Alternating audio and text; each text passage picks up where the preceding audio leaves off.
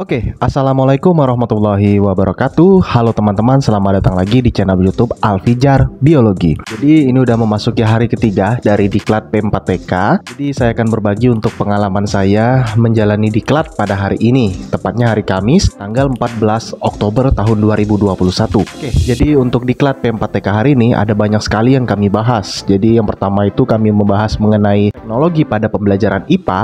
Jadi ada banyak aplikasi yang kami gunakan untuk belajar sekaligus untuk mengajar nantinya. Kemudian kami belajar menggunakan Moodle atau LMS atau yang biasa kita kenal dengan Learning Management System. Ini sistemnya kayak aplikasi e-learning di Unsri. Kemudian terakhir tadi kami belajar menyusun soal-soal AKM atau Asesmen Kompetensi Minimum, atau yang lebih kita kenal dengan pengganti ujian nasional sebagai pengukur kelulusan dari siswa sekaligus mengukur kualitas dari sekolah beserta guru-gurunya. Kalau sekarang udah diganti dengan AKM, yang dimana AKM ini ada 4 macam, nanti akan saya jelaskan.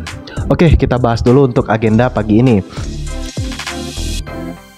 Jadi pada pagi hari tadi kami udah membahas mengenai teknologi pada pembelajaran IPA. Ada banyak sekali teknologi yang disebutkan. Misalnya ada Moodle, kemudian ada WhatsApp Group, kemudian ada Kuiper, ada Zenius, ada Ruang Guru, kemudian ada lagi Facebook, YouTube, Instagram, TikTok, Xeon, Quiver ya. Quiver dan Kuiper beda, makanya ada banyak sekali tadi dijelaskan panjang lebar. Jadi di sini saya mau menegaskan tuh bahwa dari teknologi IPA yang dijelaskan oleh pemateri tadi, di situ saya dapat mengambil kesimpulan bahwa ada banyak sekali media-media yang dapat digunakan dalam pembelajaran, terutama pada masa pandemi seperti ini di mana kontak fisik itu dibatasi agar tidak menimbulkan keramaian, kerumunan, kemudian mengurangi tingkat penularan ya. Jadi penggunaan media itu sangat disarankan.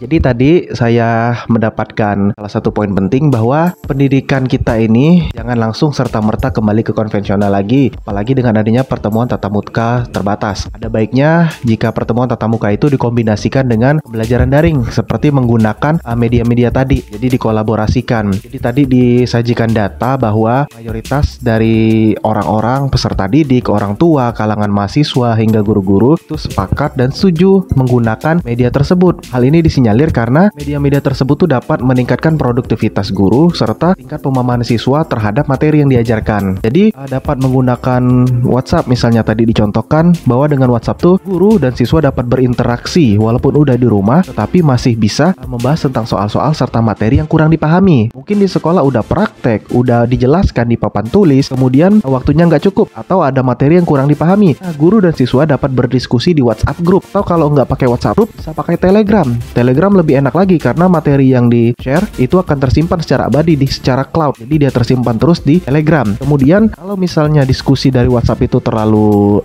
berantakan dan tidak sistematis, bisa juga menggunakan Google Classroom atau Office 365 atau banyak aplikasi lainnya. Jadi disarankan aja menggunakan Google Classroom karena masih familiar lah dengan aplikasi Google karena operasinya itu gampang banget. Jadi di Google Classroom dan WhatsApp Group itu berkesinambungan, saling melengkapi. Jadi kalau di WhatsApp Group membicarakan materi, kemudian di Google Classroom dapat menyusun silabusnya dengan sangat rapi. Seperti itu. Kemudian tadi yang saya ingat itu penggunaan di setiap sekolah media sosialnya itu berbeda-beda. Ada di satu sekolah yang menggunakan Office 365 itu lebih intens ketimbang sekolah lain. Ada lagi sekolah yang sangat aktif sekali menggunakan produk-produk dari Google, misalnya Google Classroom, Google Platform, Google Drive, Google Foto. Jadi sangat aktif sekali mereka menggunakan aplikasi tersebut. Kemudian ada lagi sekolah yang aktif menggunakan aplikasi di luar yang saya sebutkan tadi. Misalnya ada aplikasi Quizizz. Jadi di Quizizz itu tadi saya mendapatkan informasi bahwa Quizizz ini dapat mengerjakan soal, dapat ulangan, bermain, kemudian materi-materi yang interaktif ya. Jadi enak banget. Cuman tadi dibahas juga kekurangannya bahwa Quizizz ini harus diinstal di handphone masing-masing dari peserta didik. Jadi untuk pembelajaran menggunakan media sosial itu banyak sekali ragamnya tergantung dari guru serta kemampuan peserta didik itu sendiri. Jadi pinter-pinter guru, kreatif guru untuk mencari cara agar pembelajaran dapat terlaksana dengan baik. Kemudian pada materi kedua kami mempelajari tentang Moodle. Jadi Moodle ini adalah salah satu situs pembelajaran. Dia full Inggris, semuanya ribet. Kan tetapi kalau kita lihat-lihat ini bagus banget. Karena kenapa? Ini mengadopsi sistem e-learning dari universitas. Saya selaku alumni Unsri udah sangat familiar banget dengan namanya e-learning. Dan itu sangat membantu mahasiswa untuk melihat capaian dari tugas yang dibuat oleh dosen saya. Sekaligus saya dapat memantau perkembangan nilai saya. Bila ini diterapkan di sekolah, ini sebenarnya enak banget karena kenapa? Seluruh progres siswa dari awal semester hingga akhir semester itu dapat terlihat dengan baik. Dia mengumpulkan tugas atau tidak, dia membaca materi atau tidak, dia melakukan absensi atau tidak. Itu semuanya terekam secara otomatis di aplikasi tersebut. Selain itu, nilainya juga dapat disetting. Memang terdengar agak repot karena ini guru harus mendata semuanya sendiri. Misal kita mengajar 6 kelas yang dimana masing-masing kelas itu ada 35 siswa. Nah, di sini kita harus menginput data 35 siswa dikali 6 kelas ke dalam aplikasi Moodle itu. Itu yang ribetnya. Oke, kalau saya kasusnya 6 kelas. Bagaimana dengan guru yang mengajar seluruh kelas? Misalnya mengajar sebanyak 16 kelas. Kita kalikan saja 16 kelas itu dengan 35. Artinya ada banyak sekali data yang harus diinput oleh guru tersebut. Itu kekurangan dari aplikasi Moodle. Tetapi bila aplikasi Moodle ini dioperasikan oleh 1 atau 2 orang operator sekolah, tentunya akan memudahkan bagi guru. Tentunya guru hanya mengajar saja, nggak perlu membuat aplikasi-aplikasi seperti itu. Itu menjadi tugas dari operator sekolah. Guru tinggal mengajarkan materi, siswa tinggal mengerjakan tugas dan juga membaca materi dari guru. Nah, ini untuk Moodle kalau saya tangkap ini lebih ke sekolah yang lebih membutuhkan ketimbang guru. Guru kalau saya lihat itu hanya sebagai pengajarnya saja. Jadi dia nggak perlu membuat-buat yang seperti itu, cukup dari operator sekolah aja. Jadi dia hanya bertugas menyampaikan materi, mengolah nilai. Seperti itu untuk Moodle. Jadi untuk Moodle mungkin nanti akan saya buatkan satu video khusus bagaimana cara membuat akun, cara membuat materi, cara memasukkan siswa ke dalam kelas Moodle. Dan terakhir sekaligus menutup acara kami tadi, kami belajar mengenai AKM. Jadi apa itu AKM? Apa saja yang terkandung dalam AKM? Bagaimana cara membuat soal-soal AKM? Oke, kita bahas dulu satu-satu. Jadi untuk AKM, tadi kami membahas apa itu sebenarnya AKM. Jadi AKM itu adalah Asesmen Kompetensi Minimum. Ini adalah pengganti UN atau ujian nasional. Untuk AKM sendiri, ini dia dibagi menjadi 4. Jadi ada 4. Yang pertama itu ada literasi, kemudian ada numerasi, survei lingkungan, kemudian ada survei karakter. Jadi ada 4 yang diujikan pada AKM. Untuk literasi, dia tipe soalnya itu banyak, namanya tulisan-tulisan, wacana. Nah, ini kalau dilihat-lihat itu lebih ke mata pelajaran yang enggak menghitung, seperti bahasa Indonesia, biologi, bahasa Inggris ya, atau sejarah. Karena kenapa? Untuk literasi ini dia nggak per bidang lagi. Kalau ujian nasional kan per bidang. Misalnya ada biologi, kimia, fisika. Kalau AKM, utama literasi, dia integrasi. Dia lebih ke tematik sama seperti mata pelajaran pada SD. Jadi dia sistemnya tematik. Artinya dalam satu soal itu mengandung banyak sekali mata pelajaran. Pada literasi ini dia soalnya panjang-panjang, bisa 4 itu paling banyak untuk paragrafnya. Jadi untuk teks, misalnya ada satu teks panjang, dia sampai 5 paragraf, bisa digunakan untuk 4 sampai 5 soal.